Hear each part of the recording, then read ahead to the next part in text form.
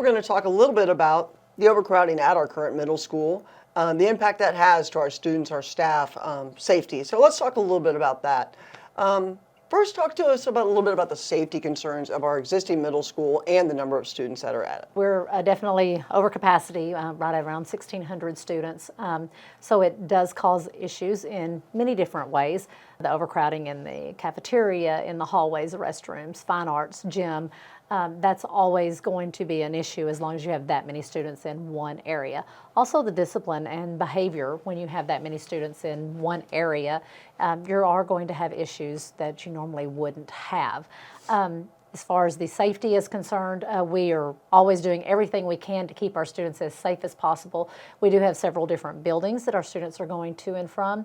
The actual middle school, the West Campus, the CTE building, so they are traveling, you know, to a lot of different buildings, which is not ideal, but we are always addressing the safety and security of that issue as well. By most accounts, there's roughly 3 portables, CTE, main building, West Campus, exterior band, exterior gym, exterior dance hall. There's about 8, 9 buildings in there. That is correct. And we have a lot of people watching those students at all times, but ideally it would be to have them in one secure location. A second campus would obviously reduce that. Yes, a second campus would reduce it. It wouldn't be an equal split. You know, we say 1,600, so 800 and 800, but you're going to look at somewhere similar to that, so definitely would reduce that. Yes. We've added classroom space, but what is the real issue then? Classroom space we have addressed with the using the CTE building as some of those classrooms that were currently were high school but now are currently middle school. Also the increase in classroom space with the portables, we're using that as well.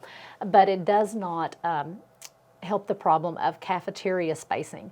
You're still putting all of those kids in the same amount of space for a cafeteria that really and truly would be much better served if there were half the number of students. You're having to extend those lunches. Instead of 2 lunch periods, you have 3, or next year possibly even 4 lunch periods, which means you're feeding the students earlier and some of them even later. That is not ideal either. Also the gym space. You have added students in there, which can cause more behavior problems and more, you know, issues that way. Fine arts, hallways, all of those different areas, you're not helping that problem with portables. Yes, we added classroom space by the CT building and the portables, but again, that added external buildings, which compounded our challenges of safety and travel times for students. Absolutely. Talk a little bit about student engagement. Half the number of students in each campus gives you double the engagement. 1,600 kids versus 800 kids, and you're going out for band, for the dance team, you're going out for cheer, you're going out for basketball team, football team, all of those different things. Student council, top 10% of your class. Just trying to find your position in a school that size is very difficult for students, especially middle school students who are truly trying to find their connection, truly trying to find their way and their avenue, find their family unit there at the school. So if you have 2 different middle schools, you are literally highlighting 2 separate groups of each one of those I just talked about. And so you're able to highlight and meet those needs of those kids and truly focus in on what is their passion, what is their love, and how can we serve them. What are some of the other benefits that come with student engagement?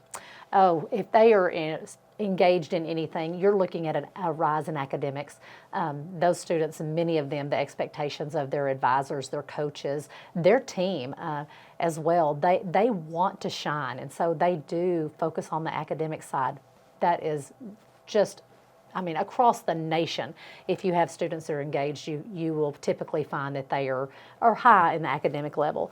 Also behavior. I mean, it's no big secret if you don't want your coach to know this occurred, or you don't want your advisor to know this occurred, or your peers that are on your team with you. So it does kind of nip some of that behavior as well. Social, emotional too, just truly being able to make that connection, to be able to socialize with students and to be able to find your little niche. I mean, there's just so many benefits. Sounds like a lot of what you're talking about is relationships. Absolutely. And if it's in a smaller setting, it's probably a lot easier to set those relationships up and know those students one-on-one, really know what's going on with them. We know how a home can impact a student learning. Yes. So if a student has needs at a campus that size, can they fall through the cracks? You know, I think a lot of times about transitioning from high school to college, and you become that little fish in the ocean all of a sudden, and it is a huge transition for students, even at that age, to transition up to something to where they were in a smaller group, and now it's just literally they're in the ocean. That's the same scenario when you have a middle school this size. Definitely kids can fall through the cracks, and no one's fault. It's just the fact that there are so many students there to service, and you don't have that individualized time with them. We know we put a lot of safety nets in place with our counselors, our academic staff, Yes. Our student peer leaders, that sort of thing, but it's hard to meet the need of 1,600 students, Yes, it that's is, for sure. in one location. But how does this impact our staff when we have 1,600 students on a campus? It's really not built for that. We have definitely seen the impact of that. The stress factor, teachers are there for the kids. If they feel like they're not able to give the kids what they need, then they feel like they are failing as well, because teachers are there for them. They want their kids to be successful. So it's very important for us to be able to provide the facilities, provide the resources that the teachers have in their hands, and they know, hey, I can be the best I can be for my kids, and the school district is supporting me and allowing me to be the best I can for my kids. I mean, we definitely see our middle school staff, they're working extra hard to build those relationships, just hard with that many students. Yes, it is. Sure. So what are we looking at long term to do for Red Oak ISD? Definitely have to have that second middle school. That's just something that I cannot say enough to our community and our voters. Anything but a second middle school is a Band-Aid. We just have to get to where we're all on the same page and that we're pushing forward to address the growth. There's no putting a no vacancy sign up. There is no saying, city, quit allowing people to build. That's not something that we can do. The students are coming, and we want them to come. And so we just have to be ready for long term to build that second middle school and get the facility that we need. Hearing you talk reminds me of our vision, our mission. We talk about realizing our individual student streams Yes. and making sure they have the opportunities to do Absolutely. that. We've built a lot of that up from the ground up, from Little Hawks through elementary, through the middle school. The middle school is a gap that we need to address. That's our biggest challenge. When we get them back in the high school, they have those opportunities. They have the CTE, they have their Right. 4x4 pathway, and they tend to kind of grasp on to where they are now as a person. Yes.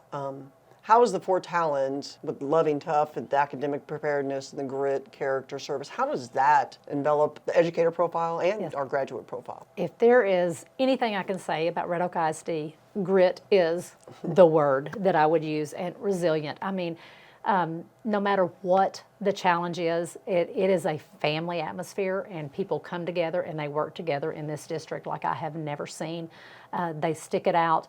But we have to address those needs of them as well. When you have that many students that you are trying to truly meet their needs, even though you've got that grit and you've got that resilience, you need to feel like you're making a difference and that you're leaving that legacy of I'm doing the best I can do and being the best I can be.